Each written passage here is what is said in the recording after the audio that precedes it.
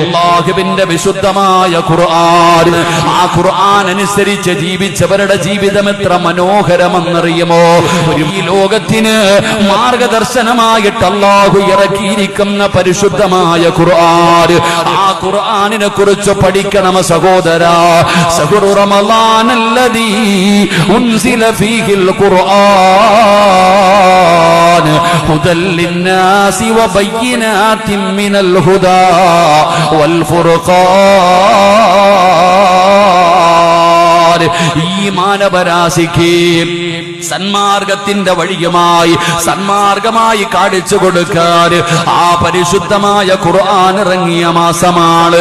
പകച്ചു നിൽക്കുന്ന യുവസമൂഹമേ, എന്ത് ചെയ്യണമെന്നറിയാതെ, ഇനി മുന്നോട്ടുള്ള ജീവിതം എങ്ങോട്ടാണെന്ന് തിരിച്ചറിയാൻ കഴിയാതെ പകച്ചു നിൽക്കുന്ന മാതാപിതാക്കളോട് നിങ്ങൾ അല്ലാഹുവിന്റെ ഖുർആനിനും നിങ്ങളോട് ചിലത് പറയാനുണ്ട്.